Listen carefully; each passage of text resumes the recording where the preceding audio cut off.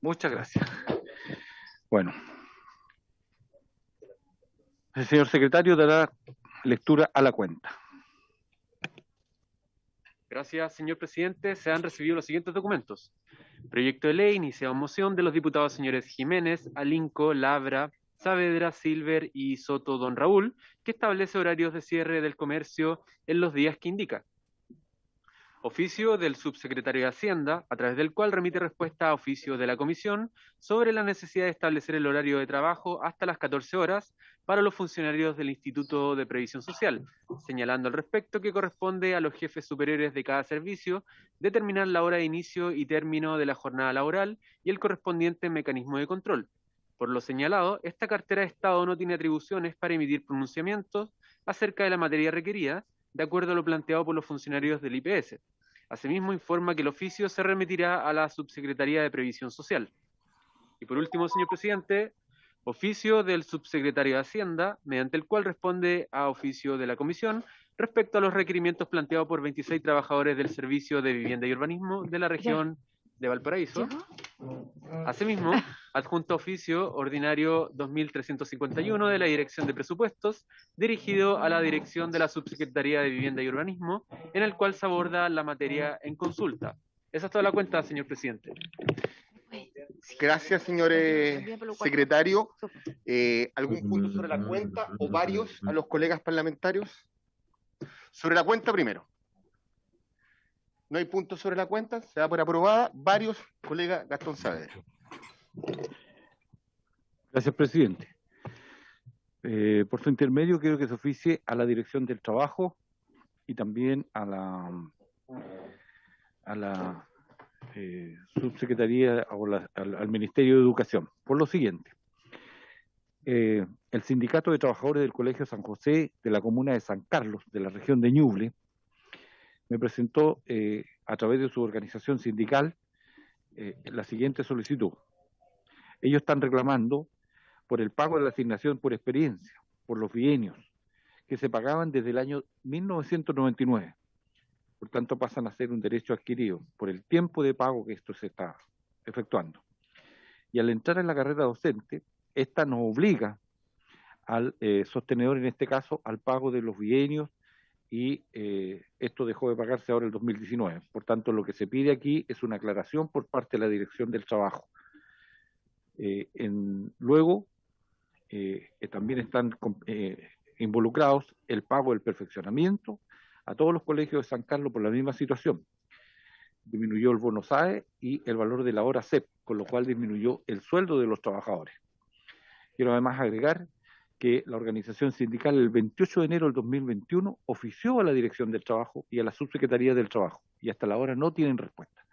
Por lo tanto, reitero la solicitud de estos oficios para que tengan respuesta a los trabajadores y se pueda resolver estos problemas que ellos plantean y su anhelo y esperanzas de justicia a la hora de poder resolver las deudas pendientes que tienen los sostenedores con los trabajadores de la educación. He dicho, presidente, muchas gracias. Muchas gracias, don Gastón. Si les parece, tomamos nota, señor secretario, y despachamos el oficio. Muy bien, presidente. Ya, ok. A la diputada Alejandra Sepúlveda y luego veo a la colega Sandoval. Y la doña Gael Lloma, presidente. Disculpe. Y doña Gael Llomas.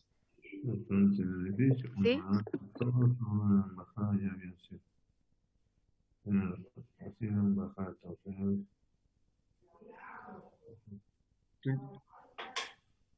¿A quién le da la palabra, presidente? Interviniendo la colega Alejandra Sepúlveda. ¿Sí? Ahora sí. ¿Ahora sí? Ya.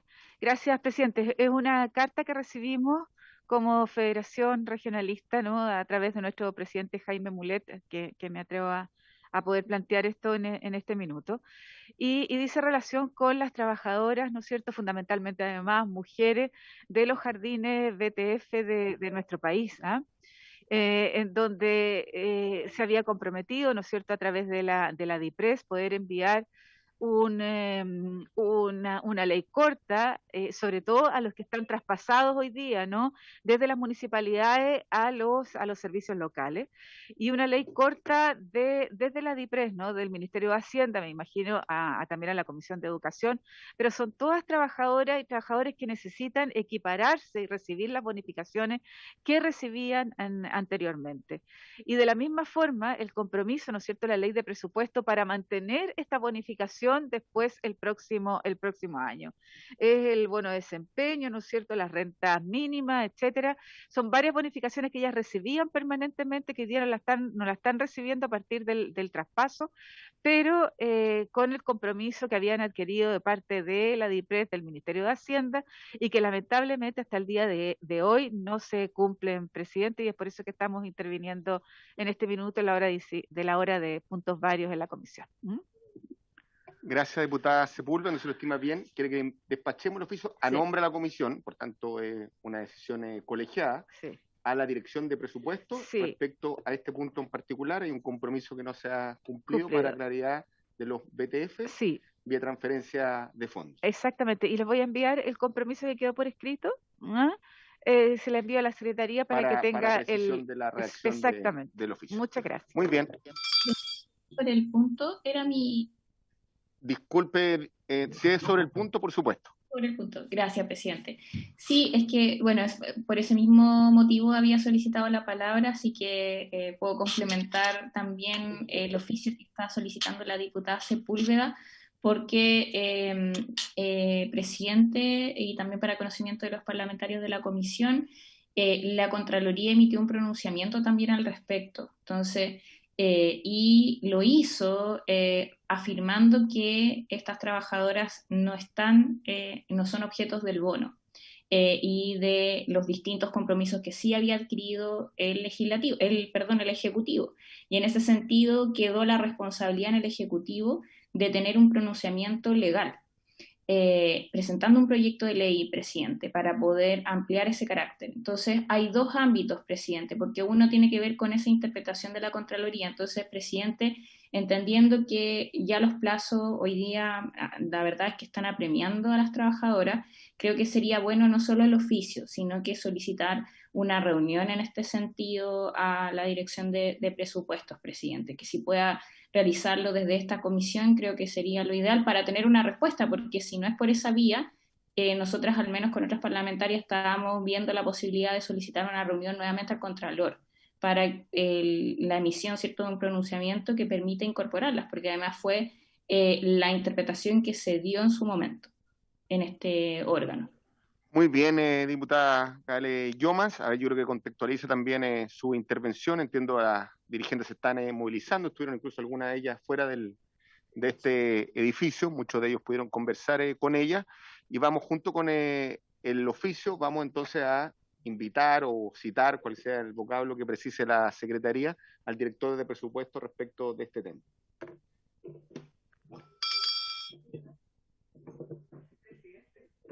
Si me permite, sería bueno además invitarlos, porque hay varias cosas que están pendientes con los trabajadores, como por ejemplo lo que está pasando en el Servio de la quinta región, que nos acabamos de responder, no sabemos cuál es, ¿no es cierto?, la respuesta que nos ha entregado, pero yo creo que es importante que él sepa que no solo tiene una relación con el Ministerio de Hacienda y la Comisión de Hacienda, sino que también aquí desde el punto de vista de los trabajadores y trabajadoras.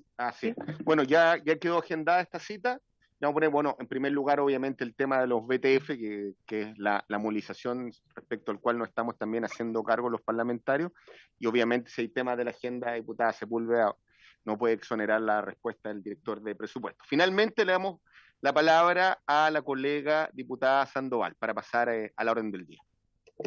Gracias, presidente. Mira, hay un tema que me preocupa y quizás ustedes también lo han observado en algunos hospitales. Particularmente tuve una conversación con la multigremial de dirigentes de la salud del Hospital de Talagante y me hicieron ver que están teniendo problemas con las mutuales de seguridad, porque no les reconocen secuelas, impactos, digamos, enfermedades laborales que están asociadas a cuadros, digamos, de COVID. Se contagiaron, digamos, en sus funciones y luego no les han reconocido, digamos, ni para terapia, ni para, digamos, para atender ciertas consecuencias en salud. y la respuesta que les ha dado la Mutual en la mayoría de los casos tiene que ver con que esas secuelas aún están en estudio o en evaluación desde la perspectiva de la salud. Y lo otro es que hay temas que son muy, muy concretos que ellos me hacían ver, que tienen que ver con que el traslado de los pacientes están, por el mismo tema del contexto de la pandemia, han debido a, digamos, adaptar sus funciones. Entonces, funcionarias que no eran camilleras, sino que son enfermeras o auxiliares, han debido cumplir funciones de traslado de pacientes, lo que ha requerido evidentemente un uso de la fuerza, incluso sobrepasando los límites legales. Y obviamente eso en un contexto de emergencia, entonces eso mismo ha causado diferentes trastornos traumatológicos y que le han hecho ver a la Mutual en distintas reuniones, pero que la Mutual sigue insistiendo, las mutuales siguen insistiendo en esto de que son consecuencias que deben estar en estudio. Sí, yo creo que aquí hay un tema de criterio y de que también requerimos también de un pronunciamiento, porque está claro que son enfermedades o trastornos ya asociadas a la práctica laboral. Y más allá de que sea en contexto de pandemia, creo que aquí también hay un uso desproporcionado también como de la norma de parte de la Mutual para rechazar este tipo de consecuencias. Gracias, presidente.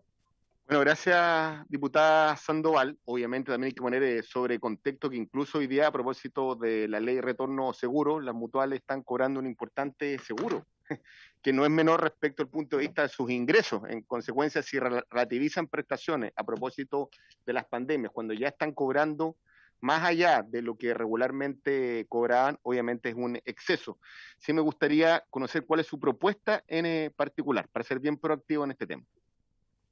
Sí, yo creo que acá hay que oficiar a la Mutual y también, si es posible, también pedirles un pronunciamiento respecto a estos temas. Nosotros mismos podríamos, desde mi equipo, podríamos puntualizar algunas denuncias que nos han llegado de parte de los trabajadores de la salud, porque creemos que igual la respuesta es evasiva y evidentemente también le lanzan, digamos, de alguna manera la responsabilidad a la autoridad de salud de que tipifique de alguna manera las consecuencias de los trabajadores como autoridad sanitaria principal, pero sabemos que eso también está quedando como a criterio de la propia Mutual. Gracias, diputada. Aquí la diputada Sepúlveda quiere hacer un alcance para pasar la orden del día, que es de mucho interés. Yo cortito, solo decir que yo hice la denuncia la semana antepasada de esto, y no trabajadores de la salud, sino, por ejemplo, trabajadores agrícolas, con problemas respiratorios, ¿no es cierto?, crónicos ya, con problemas motrices, con problemas musculares. Entonces, presidente, yo aprovechando que somos la Comisión de Trabajo, además, que yo creo que tiene que venir el subsecretario Pedro Pizarro, que con él trabajamos, ¿no es cierto?, este seguro, las mutuales y también la gente del ministro de Salud, porque esto es grave y esto se va a ir agudizando. y ¿Le parece muchas más el personas. próximo lunes intentar esa citación de tal manera de avanzar con las audiencias y también tener... Presidente. Discúlpeme, en el lunes siguiente a la semana distrital, señor secretario. Así es. Pero para avanzar desde ya en la invitación, porque creo que aquí las dos colegas han puesto un tema de relevancia desde el punto de vista laboral y sanitario. Eso es. Muy bien, ahora sí pasamos a la tabla, en primer lugar, de fácil despacho. Así es, presidente. Le damos la palabra inmediatamente al senador Alejandro Navarro. Aquí estamos en un proyecto en segundo trámite constitucional, vale decir, a la sazón fue aprobado por parte del Senado. De aprobarlo en esta instancia sería ley de la República, para que nos cuente de manera ojalá breve, porque conocemos el texto y cada uno lo tiene en sus respectivos pupitres, el proyecto de trámite constitucional que prohíbe la discriminación laboral frente a análisis genéticos. Boletín 7709-13. Comprenderán la data de este proyecto aprobado por parte del Senado. Muchas gracias, senador. Gracias, presidente. Agradezco y saludo a todos los miembros, diputadas y diputados de la Comisión del Trabajo. Quiero contarles que este proyecto de ley tiene una fecha detonante que es el 2003, año 2003, donde se completa la secuenciación del genoma humano. Es una fecha significativa, histórica, porque se logra descifrar completamente el genoma humano. Y por tanto, junto con este avance científico, lo que viene la utilización de dicho avance científico. Y a partir del 2009, 10 y 11, en Europa, Estados Unidos, comienza un debate sobre la utilidad de la información genética y su aplicación al mundo laboral. Claramente, Europa y Estados Unidos han avanzado en regular el uso de la información que es confidencial, pero que tiene que tener un ámbito de regulación, por cuanto si hay voluntariedad en la entrega de la información exigida por el empleador, en este caso, esa tiene que ser salvaguardada de manera estricta. En Chile no hay una regulación respecto del uso de esta información para fines laborales. Se encuentran varias leyes que determinan de manera genérica lo que es una secuenciación genética, particularmente análisis genético, de diagnósticos predictivos, análisis de portadores, análisis farmacológico, en definitiva, el uso de la información genética en test y en aplicaciones predictivos y particularmente aplicada a las personas en estricto rigor y consentimiento. Entonces, la problemática que se abre, y está ya abierta en el mundo entero, es si esta información va a discriminar o no a trabajadores. Y si por una mera posibilidad se está haciendo y los trabajadores lo ignoran, porque en muchos lugares ya se están exigiendo muestras genéticas compatibles con el tipo de empleo. Sin embargo, esta información residual queda a través de distintos análisis en la vida del trabajador y en algunos casos es como es una exigencia laboral. Hay experiencia internacional respecto del uso de esta información y existe el convenio del Consejo de Europa para la protección de los derechos humanos y la dignidad del ser humano con respecto a las aplicaciones de la biología y la medicina, pero son descripciones más bien generales. La UNESCO también ha hecho una declaración universal sobre el genoma humano y los derechos humanos, y las Naciones Unidas también ha señalado y ha establecido en su artículo número 2 que cada individuo tiene derecho al respeto de su dignidad y derechos, cualquiera sean sus características. Esto particular porque estableciéndose más de 1.600 enfermedades que contienen los genes o por alteración de los mismos, ha hecho que la ingeniería genética se haya desarrollado en el combate a las enfermedades, pero también en la predictibilidad utilizada para la selección de personal. En Estados Unidos, en el año 2008, se aprobó una ley llamada GINA, por las siglas en inglés, de no discriminación por información genética. Esta ley ofrece determinadas acciones contra la discriminación basada en la información genética de la persona. Y el proyecto de ley, que mencionaba el presidente, lo ingresamos el año 2011 en el Senado, fue aprobado el año 2014 por unanimidad, solo un voto en contra, y en 2014 ingresó a la Cámara de Diputados. Y en síntesis, presidente, estimados diputadas y diputados, establece que ningún empleador podrá condicionar a sus trabajadores permanencia, ascenso, renovación de contrato o contratación por información basada en la ausencia o existencia de genes que evidencien una probabilidad de desarrollar un tipo de incapacidad. Es decir, no es posible utilizar la información genética obtenida voluntaria o involuntariamente para regular el trabajo o la contratación. Se establece además, hecho que ya han contratado diversos informes, particularmente de los profesores de la Universidad de Temuco, Católica de Temuco. Hay un informe, no sé si lo hicieron llegar, muy interesante sobre la tutela de la intimidad genética en Chile, una evaluación desde el estándar ofrecido por los derechos internacionales y comunitarios. Y la conclusión es que no tenemos regulación. Este proyecto de ley lo que hace es establecer que tiene que haber consentimiento libre e informado para realizar un examen genético y del mismo modo para que esa información sea utilizada por el empleador, cualquiera sea su objetivo. Además, regula que los establecimientos de salud y los laboratorios que realicen estos exámenes, como los empleadores que accedan a esta información, deberán adoptar las medidas de seguridad prescritas en la ley 19.628 sobre protección de la intimidad del trabajador. Es decir, lo que tenemos es una cualificación, una definición particular en el ámbito del trabajo de la prohibición de hacer exámenes genéticos sin consentimiento se establece el consentimiento voluntario, pero se determina la privacidad que debe guardar el empleador sobre el mismo. Este es un hecho más bien innovador en la legislación nacional. Esto está hace 10 años en el debate internacional, pero últimamente ha venido en aumento producto de CRISPR y otras opciones respecto de manipulación de genes en laboratorios incluso caseros. Y lo que se previene es de que si no hay regulación, esta información podría o puede o está siendo regulada por los empleadores, y creo que un proyecto de regulación anticipada va a marcar un hecho de base en torno a lo que podamos desarrollar más adelante en una legislación más sofisticada. Dar inicio a este proceso en materia laboral creo que se encuadra dentro de todo el aspecto laboral de protección a los derechos de los trabajadores, en este caso sus derechos genéticos. Esa es una apretada síntesis, presidente, del proyecto de ley que la Comisión y ustedes han puesto en tabla hoy. Gracias, senador Navarro. ¿Algún colega le gustaría intervenir respecto al punto? El señor Del Río, presidente, está pidiendo la palabra. Le damos la palabra. Gracias, presidente.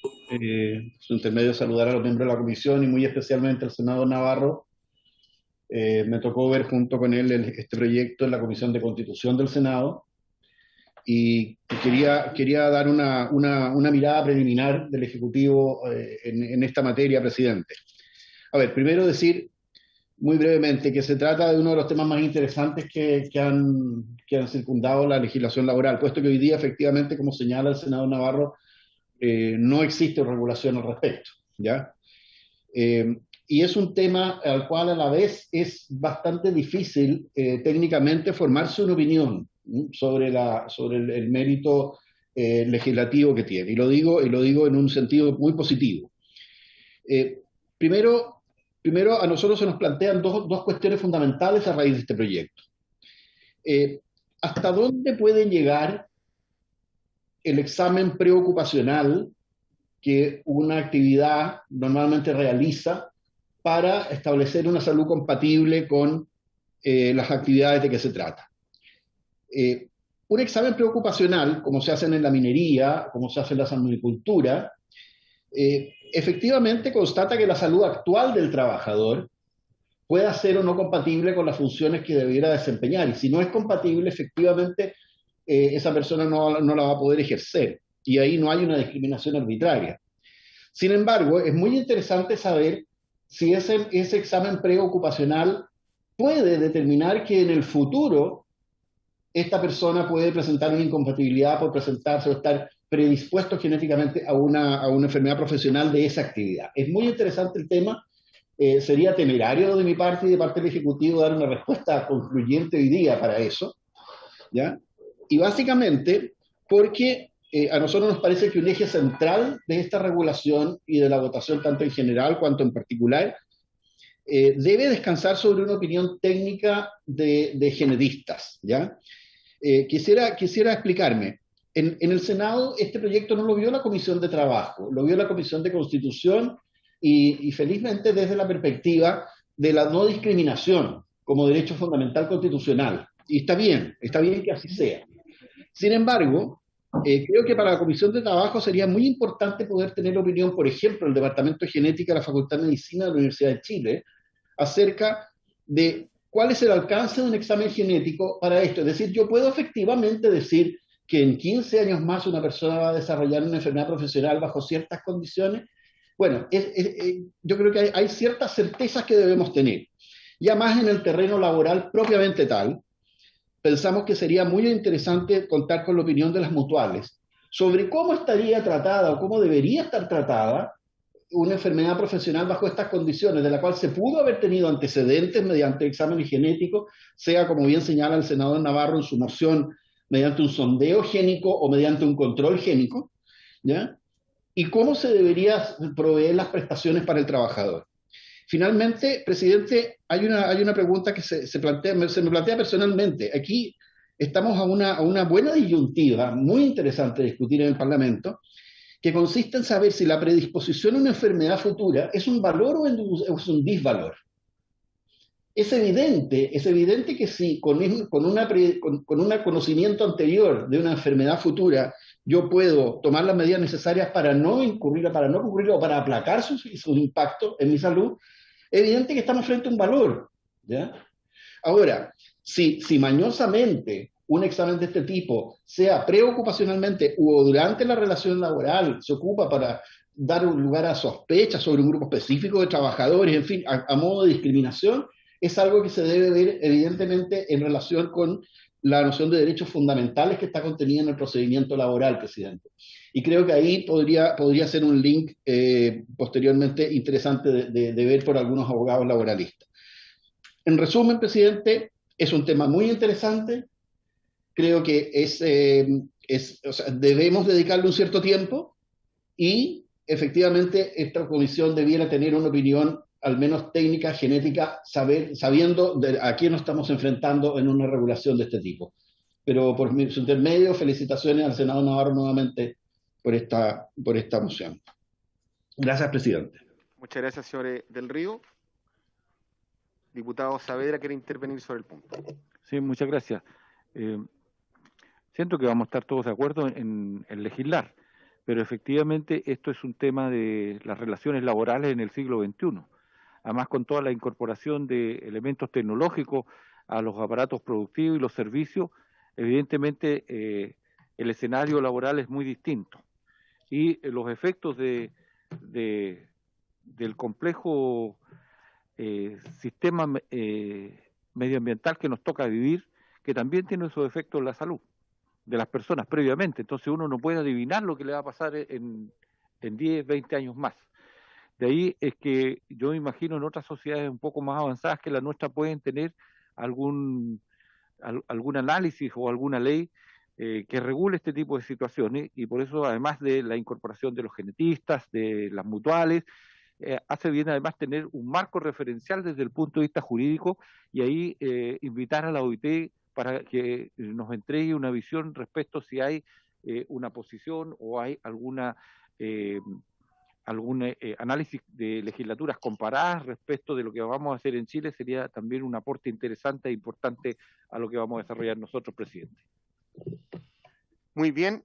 A ver, yo creo que este es un tema de verdad que nos apasiona desde el punto de vista intelectual, pero de esos temas que tenemos que abordar sí o sí, porque lo que no puede haber aquí no es suerte de DICOM respecto a la información genética de las personas que termine almacenándose en determinados exámenes preventivos y luego finalmente acompañan al trabajador durante toda su vida, porque las distintas empresas o los empleadores capturan para sí esta información. Esto es un debate conforme avanza, obviamente, la ingeniería o la ciencia, sobre todo en materia genética, que vino para quedarse. Esto como que no discutiéramos en esta comisión sobre la robótica como fenómeno laboral, lo que ocurre a propósito del teletrabajo, que es parte de la realidad que nos desborda incluso más allá de lo que la legislación va reaccionando, y en consecuencia comparto que hay que invitar a algún experto de la OIT. Lo vamos a hacer así, señor secretario. Entiendo que el senador Navarro nos iba a proponer a unos académicos, obviamente también, que le gustaría participar de este debate, y le doy la palabra a la diputada Alejandra Sepúlveda porque queremos avanzar con decisión en el despacho de este proyecto. Yo, presidente, primero agradecerle al senador Navarro, ¿no?, su presencia y además el proyecto de ley. Y lo segundo es cómo vamos avanzando en términos de la prevención de las enfermedades profesionales, entendiendo que una parte puede ser, ¿no es cierto?, la disposición que pueda tener un trabajador, una trabajadora, y que yo concuerdo que no puede hacer, ¿no es cierto?, casi como un checklist. Mire, quiero ver su genética, a ver si tiene predisposición para determinadas cosas, pero uno echa de menos en esto al revés. O sea, que de alguna manera se desarrolle lo que tiene que ver con el estudio y la elaboración de los riesgos en los puestos de trabajo, porque eso sí está hoy día y no lo vemos. O sea, no lo vemos de parte, ¿no es cierto?, de aquellos que son los administradores de los seguros, ¿no es cierto?, ahí las mutuales, en términos de decir, si yo realizo esta función durante 8 horas, durante 5 años, lo más probable es que tenga esto genéticamente o no disponible frente a una patología. Entonces, la complicación es que en términos de prevención, lo que significa estar repitiendo un tipo de trabajo, al final uno ve que las mutuales, que deberían tener más que un rol de curar, ¿no?, sino más bien de prevenir una enfermedad, no lo están haciendo, presidente. Eso, muchas gracias. Presidente. Diputado Molina, por favor. Gracias, presidente. Bueno, creo que es un tema sumamente interesante y actual y que nos tenemos que realmente preocupar. Creo que, y aprovecho, digamos, de celebrar de que estemos hablando de esto y del trabajo que está, ¿cierto?, proponiendo el senador Navarro. Yo sugiero que también veamos la realidad de la biblioteca del Congreso. Creo que también las realidades de otros países nos pueden aportar bastante. Quizás no son muchos, pero probablemente tenemos algunos que ya han avanzado en esto. Y sería bueno pedir un informe, presidente, a la biblioteca. Esa era mi propuesta. Perfecto, diputado Molina, es más que pertinente su propuesta, y atrás de la Secretaría le vamos a pedir un informe entonces sobre experiencia y derecho comparado en la materia. Presidente. ¿Está el colega don Ramón Barros? Sí, muchas gracias, presidente. Desearle además mucho éxito en su labor. Y yo concuerdo con el tema de la biblioteca que ha planteado el diputado Andrés Molina, y concuerdo particularmente también con la OIT que ha planteado Gastón, y me gustaría sumar a las mutuales también, obviamente en una intervención breve para no dilatar este proyecto que me parece muy interesante, y agradecer al senador Navarro. Gracias. Muchas gracias, diputado Barro. Diputado Navarro, para ir cerrando, porque ya acordamos más o menos el marco del debate. Yo pediría, presidente de la comisión, poder invitar a Carmen Espinosa y a la presidenta de la Asociación de Abogados Laboralistas de Chile, quien tiene una muy buena disposición positiva para el proyecto, y podría, por cierto, darnos cuenta de su visión desde la defensa de los derechos de los trabajadores en relación a este proyecto. Y del mismo modo, a los profesores Luis Iván Díaz García y Kevin Alberto Ritz Parra, de la Universidad Católica de Temuco, que son los autores de este artículo muy interesante sobre tutela de la intimidad genética en Chile, una evaluación desde el estándar ofrecido por los derechos internacionales y comunitarios, artículo que espero poder hacer llegar a todos los diputados, y hemos tomado contacto con los profesores, están total y absolutamente dispuestos a participar si la Comisión de Trabajo de la Cámara de Diputados así lo determina, presidente. Muy bien, tomamos debida nota, y si nos puede hacer llegar también con mayor precisión los nombres que acaba de citar. Con esto damos por evacuada la tabla de fácil despacho, y ahora sí pasamos a la orden del día. Le preguntamos a la Secretaría si es que está presente el señor ministro del Trabajo. Presidente, sí.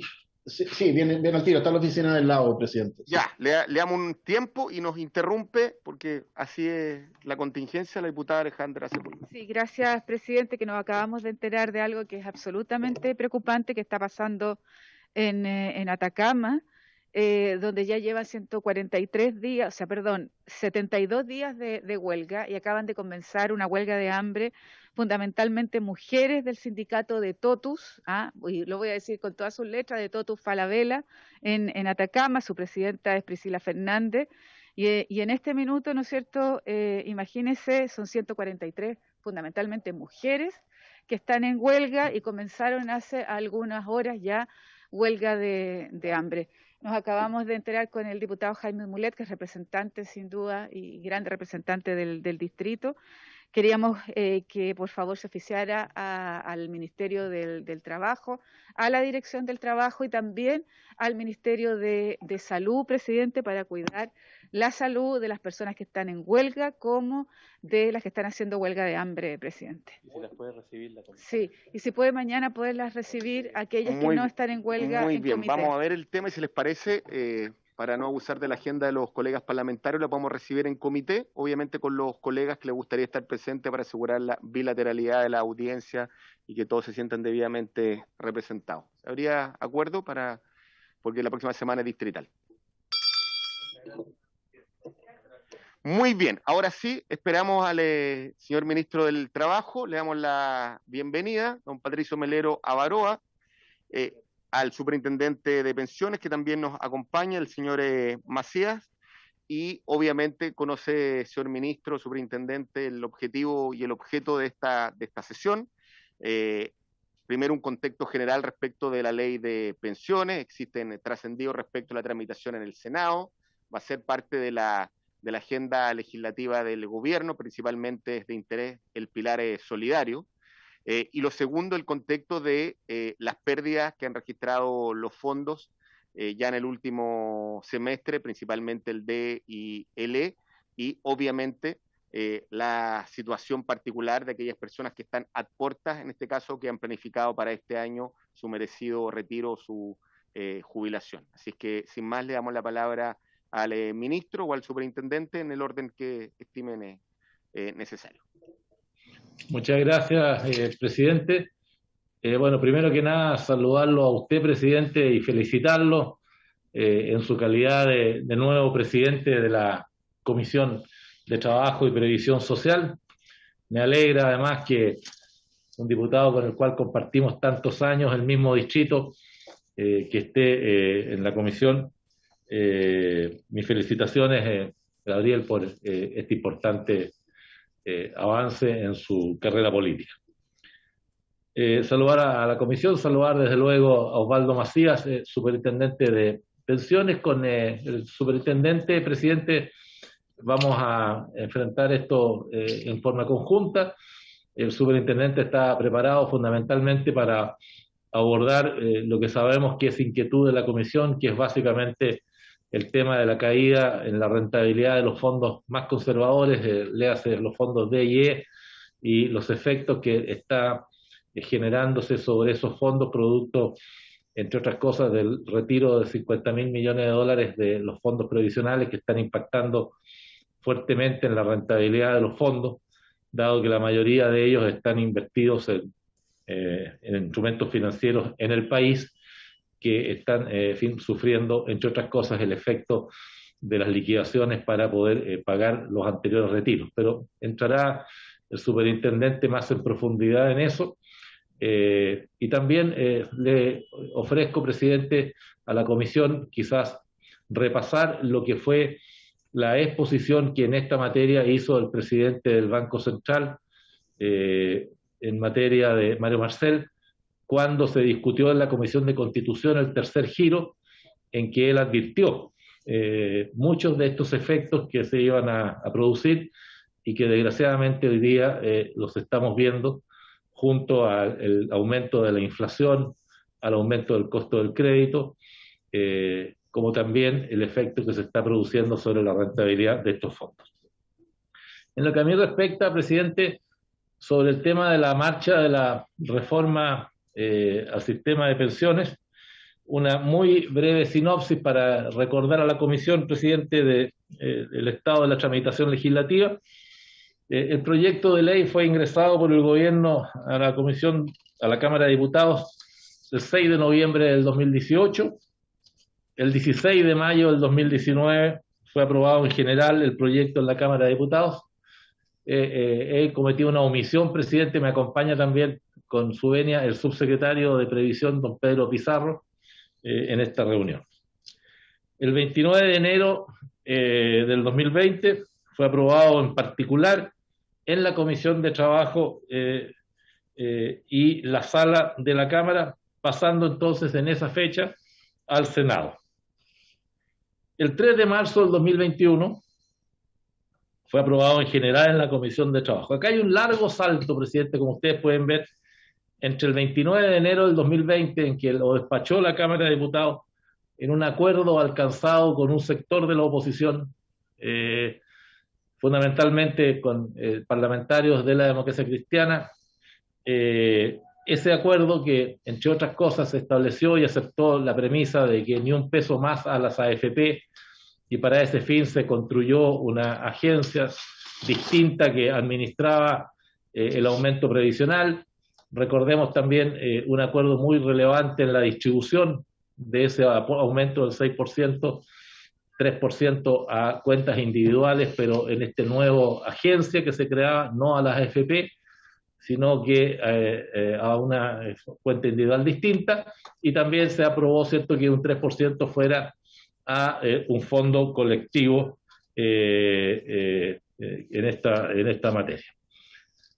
También se aprobaron una serie de cambios a la industria, de nuevas regulaciones, como la exigencia de incorporar al directorio de las administradoras a representantes de los trabajadores.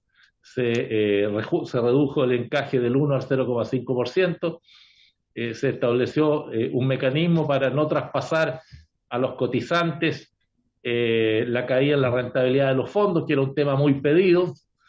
Se avanzó mucho también en cuanto a la posibilidad de que las AFP repartan sus utilidades, y una serie de otras materias en las cuales en temas distintos se creó y se avanzó en la creación del seguro de dependencia, que también es una idea muy innovadora, ¿cierto?, que permite proteger a quienes cuidan a personas que dependen, dada su situación de postración o de dificultad.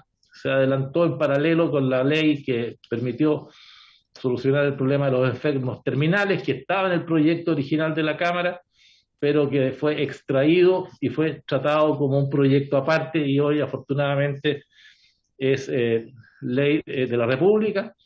Se produjeron importantes avances en este acuerdo de gobierno y oposición en materia de educación previsional, obligando a las AFP a tener que financiarlo, a diferencia de lo que ocurre hoy día, que el Fondo de Educación Previsional se financia con recursos del Estado, entre otras materias. Así entonces, presidente, el proyecto salió de la Cámara, hubo un intenso trabajo deliberativo del Senado que tomó más de un año, en que Senado y Gobierno trataron de buscar y acercar posiciones, pero eso al final del día no se tradujo en un acuerdo, y es así como el 3 de marzo de este año 2021 fue aprobado en general en la Comisión de Trabajo del Senado, y el 3 de mayo de este año también fue aprobado en particular en la Comisión de Trabajo del Senado con una serie de indicaciones, y pasó así, en esa fecha,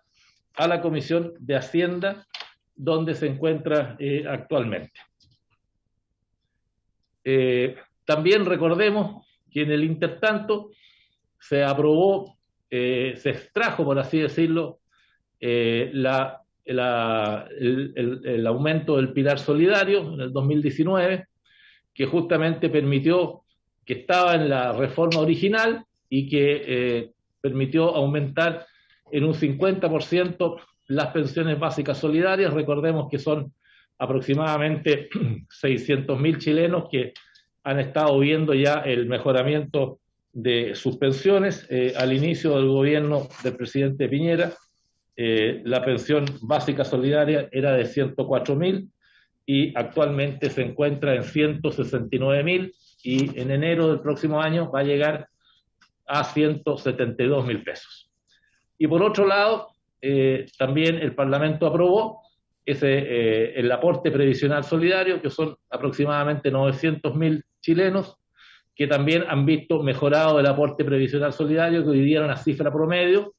Se está significando un reforzamiento de las pensiones autofinanciadas de 90.000 pesos mensuales, que se adicionan a unos más, a otros menos. Ustedes saben que el aporte previsional solidario es mayor o menor según el monto de la pensión autofinanciada. Por consiguiente, esa primera etapa de fortalecimiento y aumento del pilar solidario nos permite decir hoy día que más o menos, presidente, le hemos subido las pensiones en forma importante a 1,5 millones de jubilados en el esquema del pilar solidario creado por la presidenta Bachelet en el año 2008, ¿no?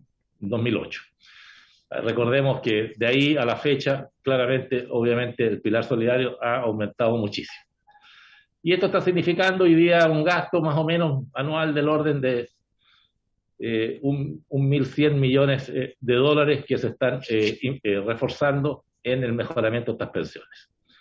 Ahora, entonces, el estado actual del proyecto en la Comisión de Hacienda significó que el proyecto quedó incompleto en varios aspectos esenciales por los rechazos que tuvo en la Comisión de Trabajo, destacando la eliminación de la regulación de la agencia técnica, que fue rechazada por la Comisión de Trabajo, es decir, todo lo que se creó en la Cámara de Diputados bajo el concepto de ni un peso más a las AFP, que tenía por responsabilidad administrar este aumento de la cotización, quedó eliminado, y entonces esto hace que quedó aprobado el aumento del 6%, pero quedó sin ninguna forma de administración.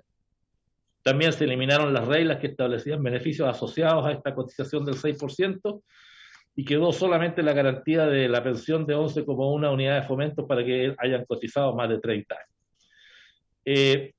Y nos encontramos además, presidente, con un escenario, con un contexto muy distinto a cuando se empezó a tramitar la reforma en el año 2018, que básicamente tiene los siguientes elementos. Primero, hoy día hay 50.000 millones de dólares menos en las cuentas individuales de los chilenos. Y eso tiene un impacto muy grande. Reponer esa enorme cantidad de dinero que se ha extraído va a tomar, de acuerdo a cifras que ha entregado la propia Superintendencia de Pensiones, entre 6,8 y 7 años recuperarla, con un daño y muy importante en las pensiones del orden, según si usted toma el promedio o la media, de una caída en las pensiones del orden de un 25-26% o el 30% si toma la mediana, como caía en las pensiones de todo el sistema producto de estos enormes retiros. Y por consiguiente, hay ahí un factor nuevo, muy gravitante, que hace mirar la reforma de las pensiones como un desafío mayor, dado el daño previsional gigantesco que ha causado la extracción de esa tan importante cantidad de recursos. Estamos también además con un escenario económico más complejo. No necesito explayarme ante esta comisión, básicamente por el efecto de la pandemia. Se han transferido al día de hoy 35.000 millones de dólares en forma directa al bolsillo de los chilenos. Chile bate todos los récords de ayuda a sus habitantes, es el país que más recursos ha transferido a sus ciudadanos dentro de Latinoamérica y de los más altos del mundo, lo que hace que obviamente esté también muy comprometido el patrimonio del Estado. De los 12.000 a 14.000 millones de dólares que teníamos en nuestros fondos soberanos, nos van quedando poco más de 4.000, y se ha hecho un esfuerzo económico gigantesco, lo que hace, en fin, también complejo el escenario económico a futuro. Tenemos una caída muy fuerte en el empleo, la Comisión lo sabe. Las cifras estimadas señalan que se destruyeron 2.400.000 empleos producto de la pandemia. Hemos recuperado cerca de 1.400.000, pero todavía hay 1 millón de empleos, y esas son personas que no están cotizando, y por consiguiente esto, que duda cabe, va a acentuar las lagunas previsionales durante este año y medio de personas que no han ingresado ningún peso adicional a sus cuentas individuales, golpeando fundamentalmente, o más fuertemente, mejor dicho, a las mujeres y a los jóvenes respecto a los hombres. Y esa es la razón por la cual los instrumentos de ayuda que se han creado, como el IFE laboral, discriminan a favor de la mujer, otorgando un subsidio mayor de 250.000 pesos a las mujeres que se contraten y a los hombres de 200.000, y también favoreciendo a los jóvenes entre 18 y 25 años con igual aporte que las mujeres, para tratar de incorporarlas a la formalidad y que puedan empezar a cotizar para las pensiones futuras. Y por último, lo pongo también sobre la mesa, hay un debate constitucional en la Convención Constituyente, que no cabe ninguna duda que va a abordar el tema previsional, no para cambiar el sistema previsional chileno. Las constituciones no modifican los sistemas previsionales. Probablemente lo que no hagamos en este Parlamento y en este gobierno, más que la Convención, lo tendrá que enfrentar el próximo gobierno y el próximo Parlamento. Y claro, la constituyente podrá quizás avanzar en los derechos previsionales, pero reformas al sistema previsional no están en la Constitución, sino que están en las modificaciones al decreto ley 3.500, que es el que hoy día rige el sistema previsional. Termino entonces, presidente, a la pregunta global. Este es el escenario, y frente a este escenario, y dado los avances, conversaciones, estamos en una etapa en la Comisión de Hacienda en que se nos ha pedido por parte de los senadores de la Comisión de Trabajo y de Hacienda poder llevar adelante algunas simulaciones de costos y de efectos que tendría algunas propuestas que han estado en la mesa del Senado, también en algún minuto fueron vistas en la Cámara. Hemos entregado muy abundante información, hubo prácticamente días completos en que la Superdimensiones estuvo trabajando para este objetivo de entregar al Senado la información que se requería, y así es como se ha simulado a petición de la senadora Rincón el truncar las tablas de mortalidad, de manera tal de reducirlas a una edad más corta. Se ha hecho una simulación en torno a los 85 años, para ver el costo financiero que eso tiene, el impacto que tiene sobre las pensiones, la cantidad de personas que se verían afectadas. En eso se terminó recién ayer de entregar la información. Hemos tenido algunas discrepancias sobre las cifras, sobre todo de beneficiarios, pero va a quedar aclarada en esta semana. También, a petición de la Comisión de Trabajo y en especial de la senadora Goy y otros, se ha visto un análisis de lo que podría ser un aporte inicial, como lo conocemos en la jerga política, la marraqueta, ¿cierto? Que este aporte de un monto al nacer, se ha hablado de 1 millón de pesos al nacer.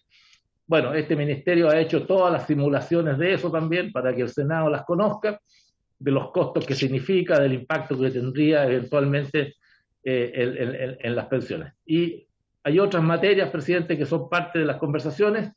Creo que ya estamos en la recta final, objeto de tomar decisiones de si va a ser posible en el Senado alcanzar un acuerdo que incorpore materias distintas y poder entonces ir a la sala del Senado y tomar una decisión definitiva.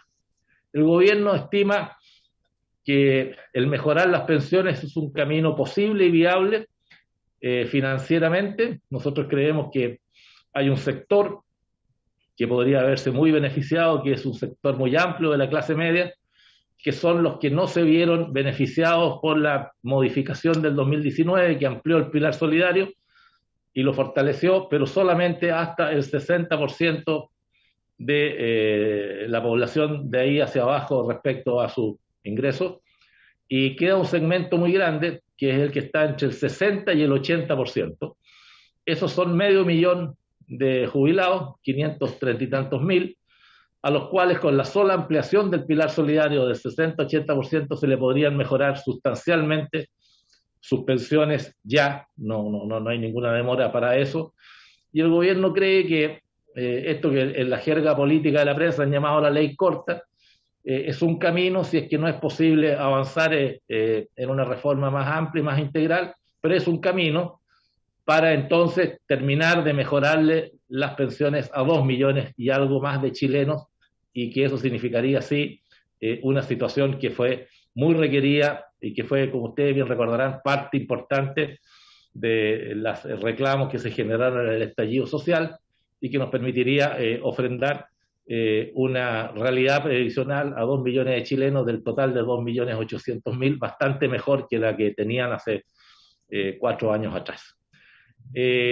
Termino también en expresar que en este marco seguimos conversaciones con el Senado, y espero, presidente, que podamos entonces tener un avance más sustantivo en las próximas semanas, y nos permita entonces ir a la sala del Senado y poder tener un tercer trámite en la Cámara. Eso es, en líneas muy generales, el estado de la situación en lo que estamos, presidente. Y si me permite un contexto más político, después de 15 años de comisión Marcel, de comisión Bravo, de proyecto de Piñera 1, proyecto de Bachelet, de la presidenta Bachelet, con la famosa AFP estatal, el proyecto previsional que no prosperó, los distintos informes, todo lo que fue la deliberación durante el año 2019, básicamente en la Cámara, hay mucha información, y nosotros creemos, yo al menos creo, y el gobierno cree, que están las condiciones para poder avanzar, que no hay razón alguna para que este Parlamento tome una decisión sobre provocar estas mejorías, y que no hay razón para endosarle esto a un futuro Parlamento o a un futuro gobierno, en circunstancias de que ya los jubilados han esperado 15 años para poder ver algún mejor porvenir en sus pensiones. Gracias, presidente. Gracias, ministro. Para abrir luego la intervención de los diputados, le damos la palabra al señor Macías para que cierre desde el punto de vista técnico. Gracias, señor presidente. Primero que nada, saludarlo y por su intermedio a las señoras diputadas y diputados, a nuestro ministro, subsecretario, a Francisco del Río y a todos quienes se encuentren presentes en la sesión. Efectivamente, ha habido gran preocupación por la rentabilidad que han exhibido los fondos tipos D y E desde la pandemia, y lo que queremos ahora es mostrar justamente la trayectoria de los fondos previsionales y las rentabilidades de los multifondos desde que se desató la pandemia, y también enfatizando lo que ha ocurrido durante el presente año. Tenemos una presentación y le agradeceríamos si nos pueden dar la posibilidad de compartir pantalla para mostrarla. Acá la Secretaría nos informa que sí. Bien, aquí creo que ya está en pantalla la presentación.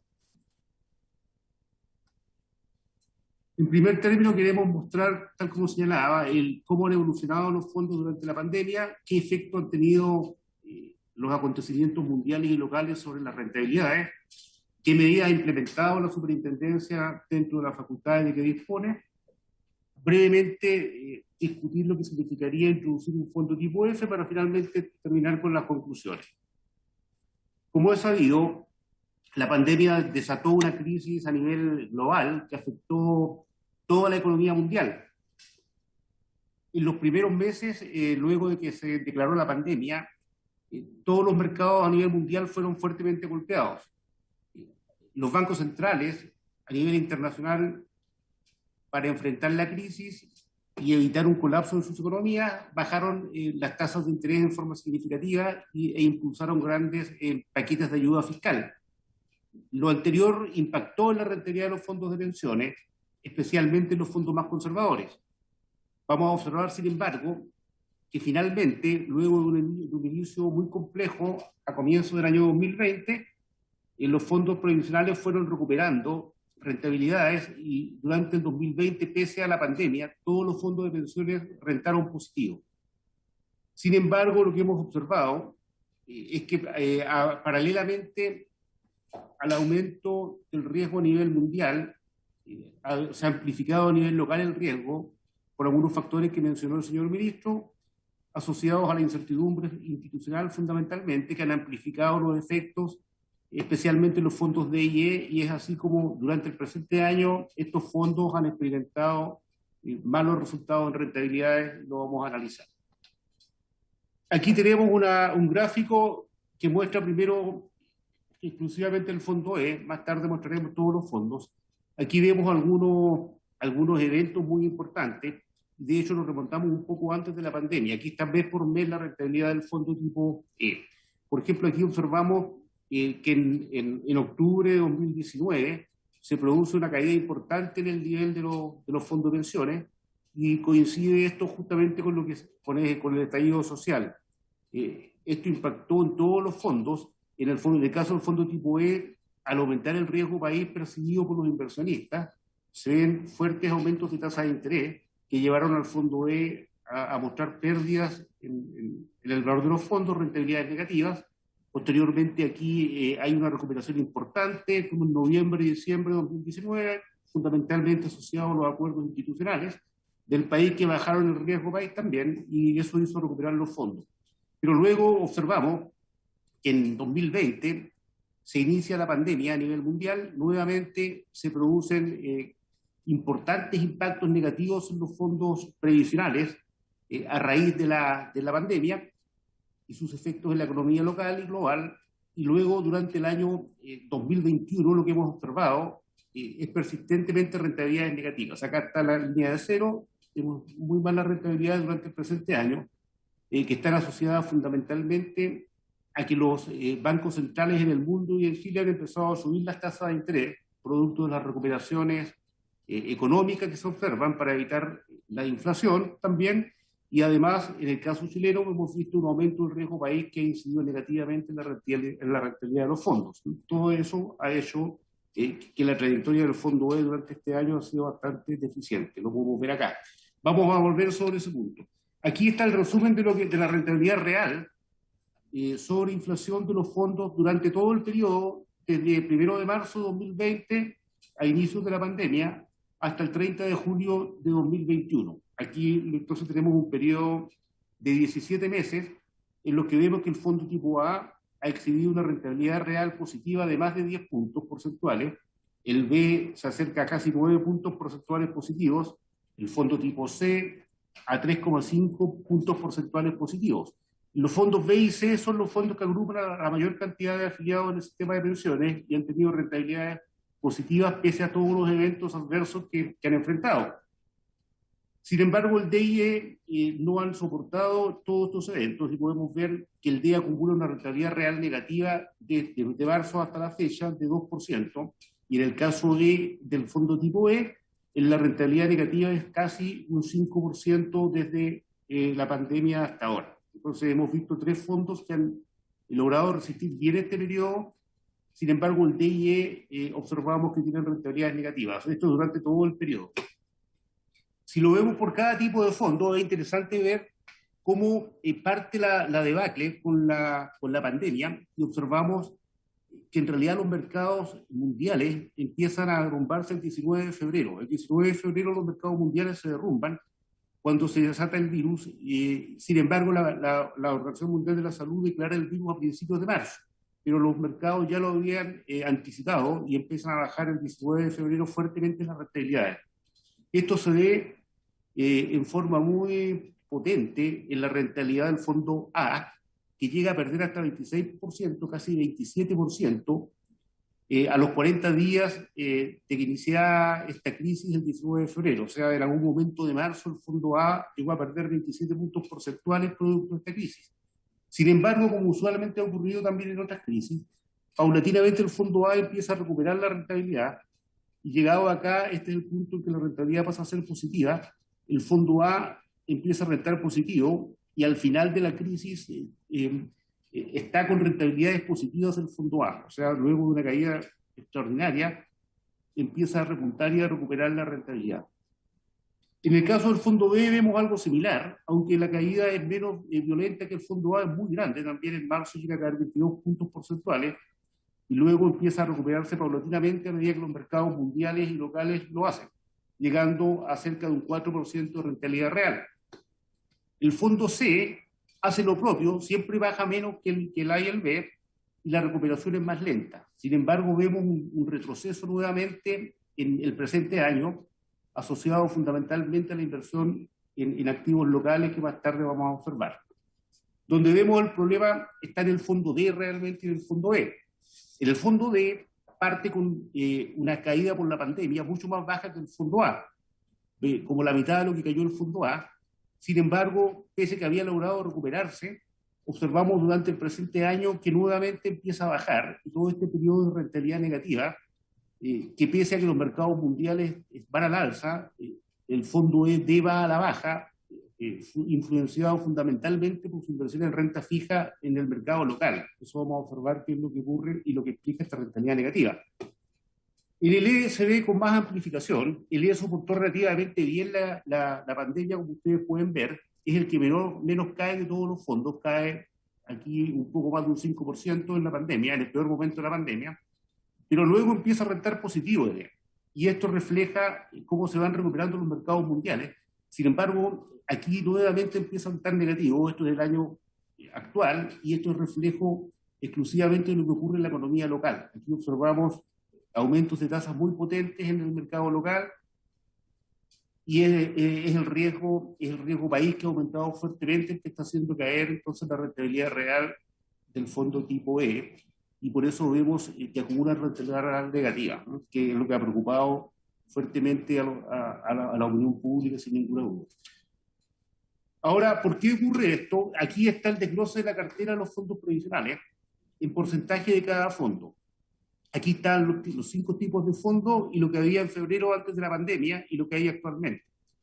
En el fondo A y el fondo B, que han tenido un buen comportamiento durante todo el periodo, salvo al inicio de la pandemia, podemos observar como característica fundamental que la mayor parte de su portafolio está invertido en renta variable extranjera. La inversión extranjera del fondo A inicio de la pandemia era casi un 85% y ahora sobrepasa el 86%. Esta composición de portafolio del fondo tipo A es lo que lo ha hecho sortear bien la crisis. ¿Por qué? Porque la inversión extranjera, fundamentalmente de renta variable, pero también de renta fija, ha entregado rentabilidades positivas durante el periodo. Lo mismo ocurre con el fondo B, aunque en menor medida que el fondo A, porque mayoritariamente también está en renta variable extranjera. Antes de la pandemia tenía un 68% fuera del país y actualmente tiene un poco más de un 71%. O sea, nuevamente vemos una diversificación internacional que logra sortear con éxito las adversidades del mercado. El fondo tipo C, ustedes pueden observar que tiene la mitad en el extranjero y ahora tiene un poco más de la mitad en el extranjero. Tiene resultados intermedios y eso también se da porque la inversión fuera del país, en este caso, amortiguó los efectos negativos a nivel local. Pero si vamos al fondo D y E, podemos remarcar que está fuertemente invertido en el mercado local, en Chile, y en renta fija, en unidades de fomento. Y lo que ha ocurrido acá es justamente que esta posición del fondo D, 67%, 2/3 de sus inversiones en renta fija a nivel local antes de la pandemia, actualmente 62%, y el fondo E aún más, mucho más intensivo, 88-89% en renta fija antes de la pandemia, actualmente 87%, que ha hecho esta fuerte concentración en el mercado chileno y en renta fija, que eran usualmente instrumentos extraordinariamente seguros y que le permitían navegar las turbulencias relativamente bien a través del tiempo. Esta vez resultó exactamente al revés, y esto se explica justamente por el fuerte aumento del riesgo país que ha tenido Chile durante el año 2021. Y eso es lo que explica las rentabilidades negativas de los fondos D y E, su exposición a nivel local en renta fija, que antes eran activos extraordinariamente seguros y que por primera vez los vemos comportándose al contrario de lo que uno esperaría. Y aquí también hay algo interesante. Esta es la duración de la cartera de los fondos previsionales en años. La duración de la cartera es a cuán largo plazo es la cartera del fondo. Y esto tiene importancia porque mientras de más largo plazo es la cartera de los fondos, más impactada se ve por los cambios en la tasa de interés. Y aquí hemos marcado la duración del fondo tipo E. Antes de la pandemia el fondo tipo E tenía 7 años de duración. Eso significaba que en promedio estaba invirtiendo en activos de renta fija chileno de 7 años de duración, fundamentalmente bonos de tesorería y bonos bancarios. Actualmente, post pandemia, tiene 8,4 años de duración, o sea, aumentó en más de un año la duración del fondo tipo E. Mientras más largo el fondo, más afectado por el cambio de tasas. Entonces, lo que nos ocurrió aquí es que producto de los retiros de fondos, el fondo tipo E liquidó muchos instrumentos de renta fija local de largo plazo, soy obligado a liquidarlo, y esto implicó, de corto plazo, depósitos a plazo, pagares descontables del Banco Central, etcétera, y eso baja la exposición en activos de corto plazo, pero deja muy expuesto a los fondos, a los activos de largo plazo.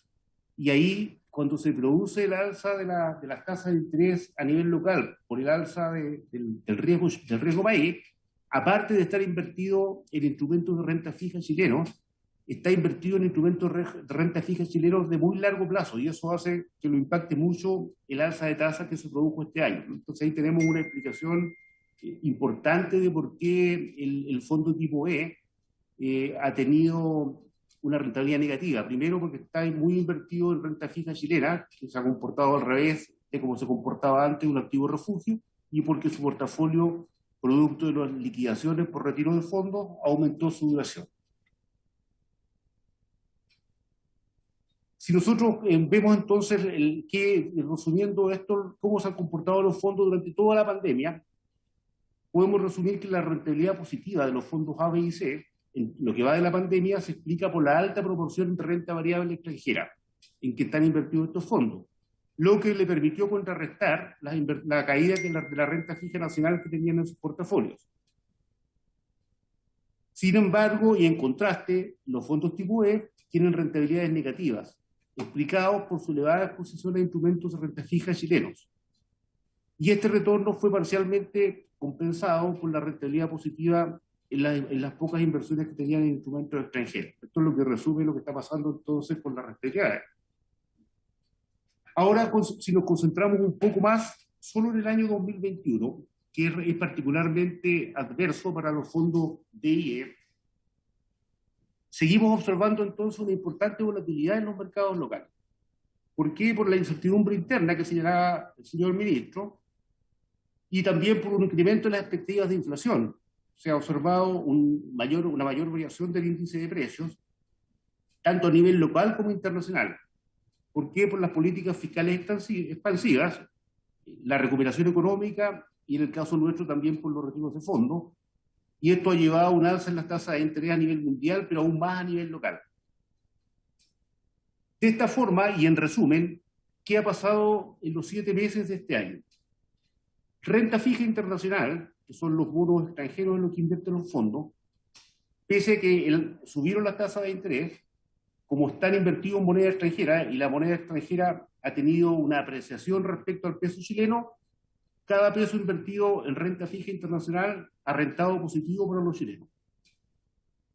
Renta fija nacional, el alza muy grande de las tasas de interés locales es la que explica la caída del valor de los activos. Aquí está la explicación prácticamente exclusiva de por qué los fondos provisionales han caído de valor. La renta variable extranjera, que está invertida en los principales mercados mundiales, Chile tiene el país en que más invierte Chile es Estados Unidos, luego China, después Alemania, después viene Japón y así otras economías, han rentado muy bien y han permitido generar buenas rentabilidades a los fondos A y B.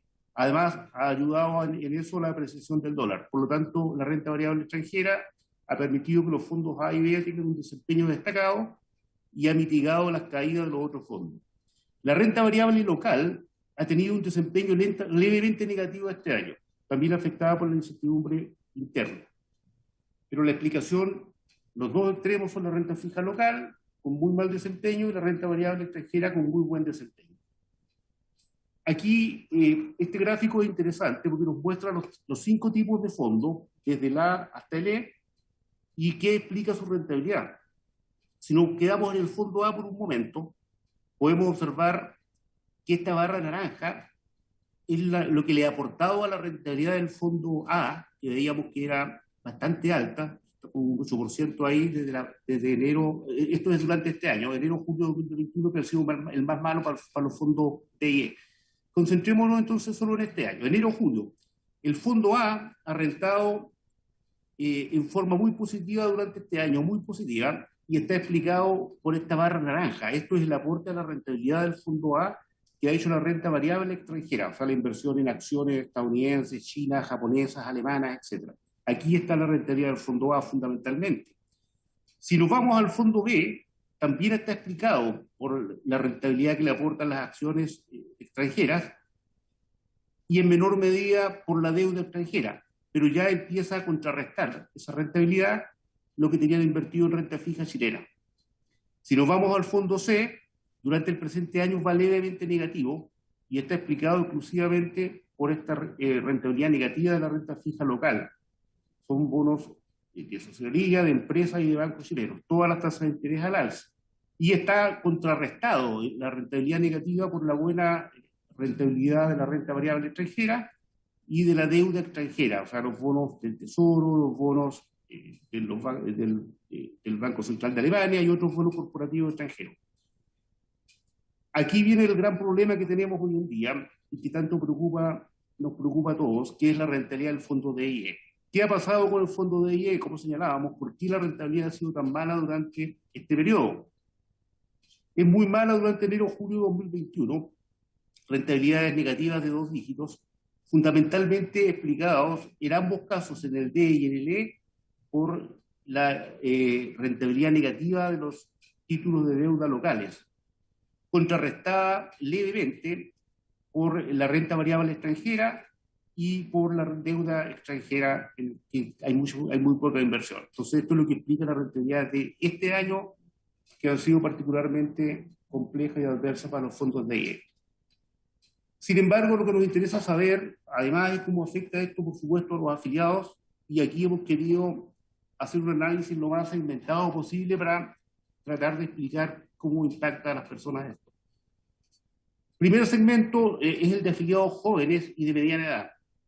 En general, y lo que vimos también al principio, es que en el mediano y largo plazo los episodios de crisis tienden a ser compensados por alzas posteriores. Así fue la crisis del 2011, así fue la crisis asiática, y así se vio al principio de la pandemia cómo se empezaron a recuperar los fondos.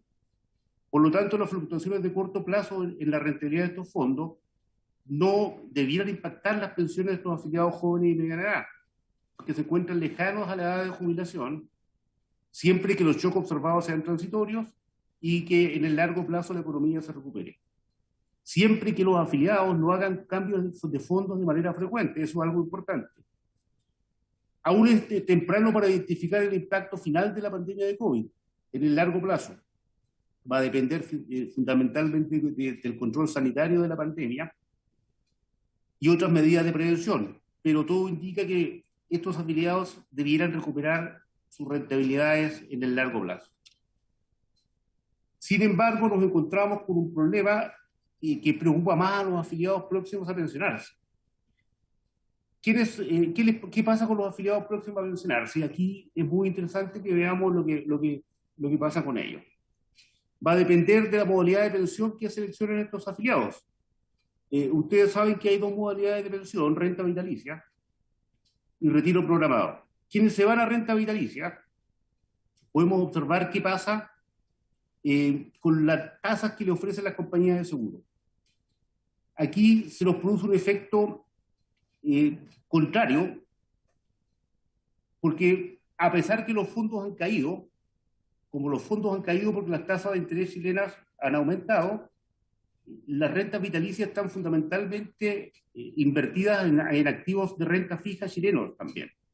Entonces, cada vez que una compañía de seguros recibe dinero de un afiliado para contratar una renta vitalicia, tiene que, por obligación por legal, de regulatoria, ir a comprar un activo que cubra esa renta vitalicia. O sea, si la compañía de seguros recibe 100 millones de un trabajador para una pensión, tiene que ir con esos 100 millones a comprar activos financieros al mercado local o al mercado internacional para pagar esa pensión a través del tiempo. Como esos activos locales ahora son más riesgosos, están pagando unas tasas de interés más altas. Entonces suben las tasas de interés de la renta vitalicia. Entonces, por un lado caen los fondos, y ya vimos por la rentabilidad que cayó, pero por otro lado, ahora las compañías de seguro le ofrecen rentas vitalicias más altas por cada peso ahorrado. Entonces, lo que nosotros observamos, y este es el dato duro que tiene la CMF en su página web, la tasa promedio de renta vitalicia antes de la pandemia era de 1,69% real. O sea, eso significa que esa era la tasa real que le ofrecía una compañía de seguro de vida a una persona que se pensionaba por sus fondos. Le ofrecía 1,69% real al año. Sin embargo, hoy, y este es el último dato, a julio del 2011, le está ofreciendo casi un 3% real. Enorme incremento de tasa. Y eso es porque, como señalaba, las tasas han subido. Entonces, lo que por un lado hizo bajar los fondos, por otro lado hizo subir la oferta de renta vitalicia a las compañías de seguros de vida. Aquí tenemos un ejemplo para un afiliado que se pensiona con 50 millones a febrero de 2020. Ese hombre, que en este caso es un hombre de 65 años, sin beneficiarios legales, tenía entonces al principio, en el momento en que se va a jubilar, a febrero de 2020, un equivalente a 1.757 UF, 50 millones. Este señor, lo que realmente le ocurrió a este señor por la crisis es que su saldo final bajó. Hoy día tendría 1.671 UF. ¿Y esto ocurre por qué? Porque esta persona sufrió esta caída de rentabilidad que ya vimos que se produjo en el fondo E. Este es un señor que está en el fondo E. Entonces, bajó su rentabilidad y bajó su saldo. Por lo tanto, este caballero, la crisis le hizo bajar su saldo. Este es un señor, efectivamente, que durante la pandemia perdió plata y ahora se va a jubilar con menos plata que la que tenía hace un año, que la que tenía hace un poco más de un año, en febrero de 2020 versus junio de 2021. Bajó su saldo. Entonces uno esperaría que su pensión baje. Sin embargo, lo que uno ve es que la tasa de renta vitalicia ahora es 2,95. Este señor va a comprar una renta vitalicia a 2,95. Por lo tanto, la pensión que obtiene este señor es 276.000 pesos. Si no hubiera habido crisis, este caballero habría tenido un aumento de su saldo. Aquí supusimos que su saldo crecía 2% real, por poner un número, ¿cierto? 2% real en un fondo E, que es una buena rentabilidad para el fondo E. Este caballero crece su saldo. Sin embargo, cuando va a comprar la renta vitalicia, como no había crisis, la tasa estamos suponiendo que se mantuvo en 1,69, o sea, la compañía le ofreció una menor tasa de renta vitalicia. Entonces, pese a que tenía un mayor saldo este caballero, como la tasa de la renta vitalicia que le dura 30 o 40 años es 1,69, su pensión era 261.000 pesos. O sea, este señor amortiguó completamente el efecto de la crisis por el efecto del alza de tasas. El alza de tasa de renta vitalicia de la compañía de seguro, que son las tasas verdaderas que estaban en el mercado, más que compensó la caída de su saldo. Este caballero no se vio afectado. Generalmente lo que las personas ven es esta caída, y esto es lo que la gente razonablemente piensa que le sucede, o sea, perdí, pero no hacen este segundo ejercicio, que es esta diferencia de tasas. Uno debiera integrar todo el proceso, porque eso siempre fue pensado así, que aquí había una especie de cobertura natural para la persona. Si las tasas suben, la persona pierde el saldo, pero gana en tasa de renta vitalicia, y por eso la pensión no se ve afectada. Incluso aquí, en este ejemplo que es verdadero, la persona ve aumentada su pensión. Para una mujer de 60 años, también sin beneficiarios legales, el efecto es similar. Y aquí también supusimos que tenía el mismo saldo que este caballero. Esta señora también va a perder, su dinero tiene los mismos saldos. Y de nuevo, si esta señora en crisis habría obtenido 208.000, esto hoy día está en lo real, esta señora va a obtener una pensión de 208.000 pesos. Sin embargo, si no hubiera habido crisis, su saldo habría subido, este 2% real, pero la tasa de la renta vitalicia habría sido más baja y obtenía una pensión de 188. O sea, esta señora finalmente terminó ganando y obteniendo una mejor pensión pese a la crisis. Es difícil de procesar esto, pero es la realidad, digamos. O sea, los afiliados próximos a pensionarse en general ven que los efectos sobre su pensión están amortiguados por el alza de tasa. Ahora, eso es en renta vitalicia. ¿Qué pasa con el retiro programado? El retiro programado es un poco más complejo, pero también podemos explicarlo de la siguiente manera. Al inicio de la pandemia, la tasa de descuento de los retiros programados, la TITRP, era de 2,92. Actualmente es de 3,66, esa es la tasa actual. Nuevamente podemos hacer el mismo ejercicio anterior. El hombre, de nuevo, con la crisis, tal como ocurrió, baja su saldo. La tasa de retiro programado enfrenta es 3,66 y su pensión 295. Como pueden ver, es una pensión más alta que la renta vitalicia, que es 2,75, porque las tasas son más altas. Esta es 3,66 y esta otra es 2,95. Entonces obtiene una pensión por retiro programado de 2,95. Sin embargo, si no hubiera habido crisis, esa persona habría visto crecer su saldo, pero la tasa de retiro programado era más baja. Por lo tanto, su pensión hubiera sido de 297. En este caso, a diferencia de la renta vitalicia, la persona queda casi igual. Pierde un poquito, habría tenido un 297.000 sin crisis, con crisis obtiene 296.000 pesos de diferencia. Y en el caso de la mujer, aquí es al revés, compensa completamente. Para el mismo ejemplo, obtiene una pensión de 228.000 pesos ahora, dado estos números, y sin embargo, sin crisis, habría tenido una pensión de 224. Habría tenido un mejor saldo, pero habría tenido una peor tasa. Por lo tanto, en general lo que vemos es que los afiliados próximos a pensionarse están protegidos por el efecto que se produce por el alza de tasas de retiro programado y renta vitalicia, un efecto que no está bien visualizado, pero que es el verdadero, ¿no?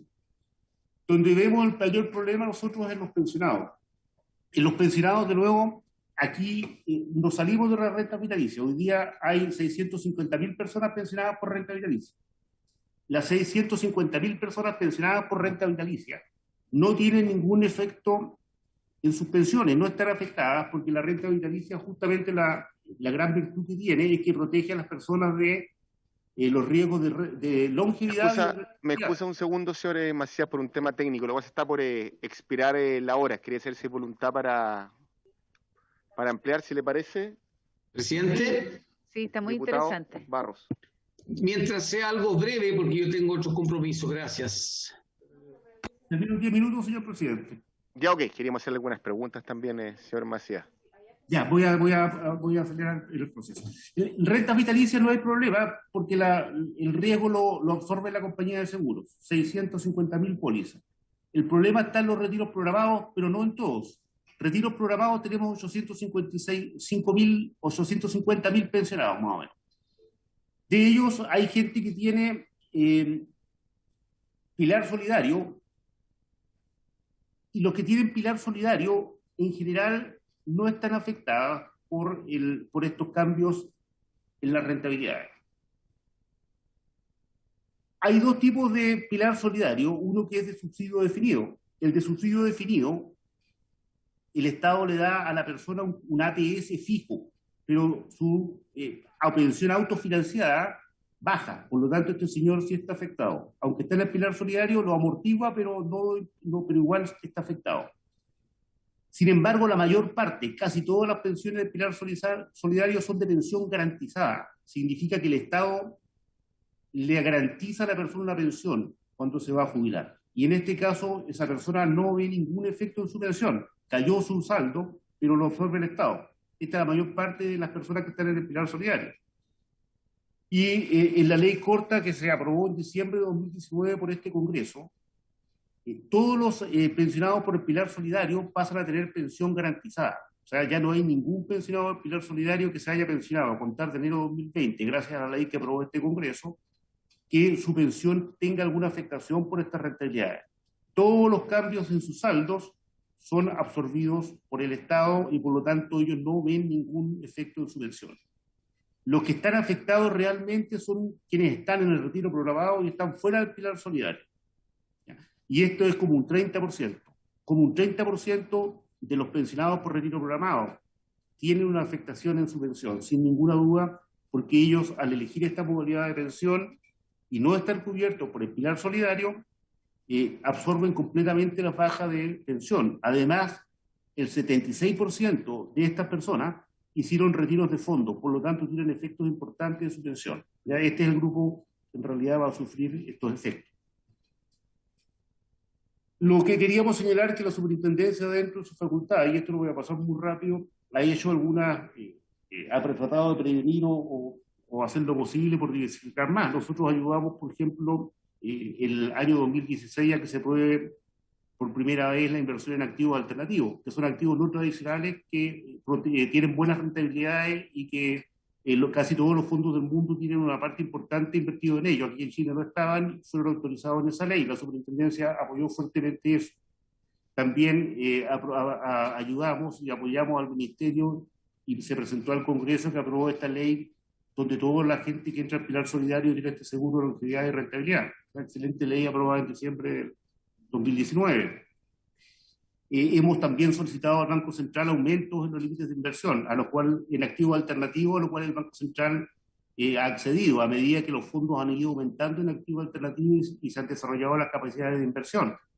Por último, se repasó recientemente una ley, en octubre del año pasado, donde nuevamente se sube por ley, por ese Congreso, los límites en activos alternativos. Por lo tanto, hay algún espacio para más adelante subir los límites si se requiere, pero siempre se busca más diversificación.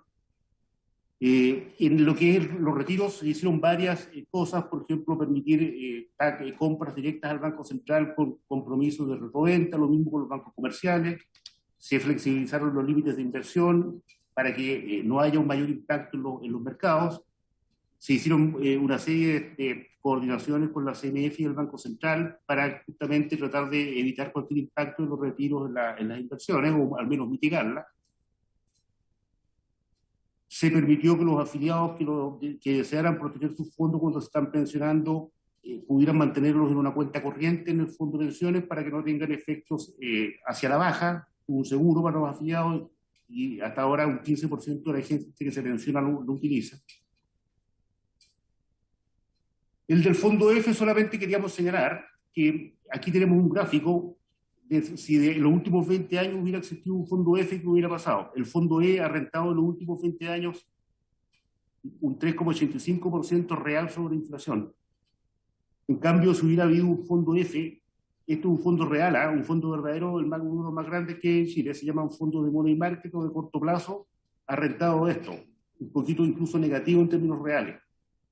Habría tenido una rentabilidad prácticamente de cero. Entonces, habría sido muy perjudicial para un afiliado estar en el fondo F y con esto habría tenido una mejor pensión. Este fondo F en general no es aconsejable, salvo para aquellos afiliados que pueden estar 2 o 3 meses antes de pensionarse, pero aún así es discutible por los efectos que mostré antes en la renta vitalicia y los retiros programados. Hay que tener cuidado con el fondo F, por supuesto un tema debatible, pero que es cuidadoso. En conclusión, y aquí voy a ir terminando, los efectos económicos y financieros que generaron la pandemia ocasionaron impactos significativos en los fondos, observándose un brusco cambio en los precios durante todo el periodo. Esto se ha agravado por el escenario local, y por la incertidumbre que existe respecto a los cambios institucionales, lo que ha aumentado el riesgo interno y lo ha amplificado respecto al riesgo externo. Las expectativas de recuperación económica han permitido finalizar el periodo contabilizado como un todo con rentabilidades positivas para los fondos A, B y C. Sin embargo, los fondos D y E, por su mayor exposición a renta fija chilena, han tenido que cerrar el periodo con pérdida. El efecto de la alta variabilidad de los fondos de ser transitoria, como esperamos que sea, no afectará a los afiliados que se encuentren lejanos a la edad de pensión. En todo caso, es temprano para vaticinar con certeza qué va a ocurrir. En el caso de las personas que están cerca de pensionarse, la caída de los fondos de IE se ve compensada con el alza de tasas de renta vitalicia y retiro programado, lo que amortigua y en general revierte las bajas de sus saldos.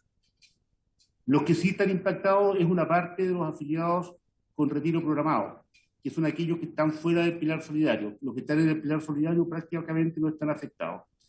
También es importante considerar que un grupo importante de estos pensionados que ya están afectados con los retiros que hicieron de fondo van a haber amplificado el efecto en sus pensiones. La superintendencia, como decía, dentro de sus facultades ha tomado las medidas posibles para proteger a los pensionados y diversificar sus inversiones. Y sí es destacable que en el proyecto de reforma en discusión en el Congreso que señaló el ministro, actualmente se propone aumentar de 60 a 80 la cobertura del pilar. Ese porcentaje importante de pensionados, como 500.000 que podrían acceder al pilar, accederían también a este seguro de longevidad y rentabilidad y no se verían jamás afectados por las variaciones en el mercado como las que estamos viendo. Y también ese proyecto de cambio legal propone reducir el límite para jubilarse por renta vitalicia. Hoy día hay que tener una PBS, que son 177.000 pesos aproximadamente. Sin embargo, perdón, 170.000 pesos. Sin embargo, el proyecto de cambio legal propone bajar a 3 UF el límite mínimo para pensionarse por renta vitalicia. Eso también puede proteger a las personas de estas variaciones en el mercado. Eso es, señor presidente, señoras diputadas y diputados. Espero que les haya servido esta presentación.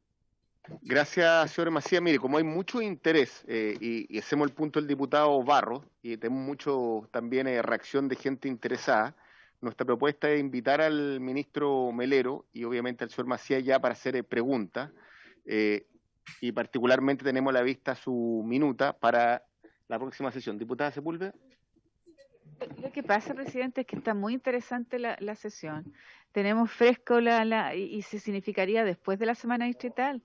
Entonces, ¿por qué no hacemos media hora de preguntas y el que no pueda estar no está, pero poder hacer las preguntas?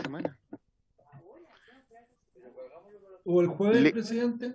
Sí, eso quería preguntarle al Ejecutivo si hay disponibilidad el día jueves, solamente para abocarnos a estos puntos. Preguntas, dudas, durante la tarde el día jueves o durante la mañana. Presidente, yo en lo personal tengo agenda bastante comprometida el día jueves. Para tener una buena sesión, presidente, yo creo que es mejor dejarlo para una sesión siguiente de día martes y podemos, si usted quiere, dejar las preguntas ahora para que las podamos procesar y contestar. Una cosa así, presidente. Ok. Gracias. Aquí me señalan que pidiendo la autorización respectiva podríamos sesionar el día lunes. ¿Le parece al señor ministro, al señor Macías? Que esto de primera prioridad nacional. El señor Macías sintió con la cabeza, esperamos al señor Melero. Presidente, yo no sé a qué hora están proponiéndolo, presidente. Estamos llanos a que nos proponga alguna alternativa. Sabemos que es un ministro muy ocupado, entonces... Muchas gracias. También los candidatos a senadores. Sí. El Gabriel es el más interesado. Oiga, además, el lunes son las inscripciones, presidente. No sé si es un buen día para sesionar. No, pero eso lo hacen los directivos de los partidos. Bueno, muy bien. El Ejecutivo se allana a la hora que la Comisión disponga, presidente. Gracias. Muy bien. Entonces quedamos temprano al inicio de la jornada del día lunes, porque como digo, es un tema de mucha atención de los medios, de los futuros pensionados, y hay muchas preguntas de los colegas. A las 9 de la mañana sería muy positivo, presidente. Recogemos el guante, diputado Barros. Así que, sin más, procedemos a levantar la sesión y agradeciendo la disponibilidad también de los exponentes. Muchas gracias.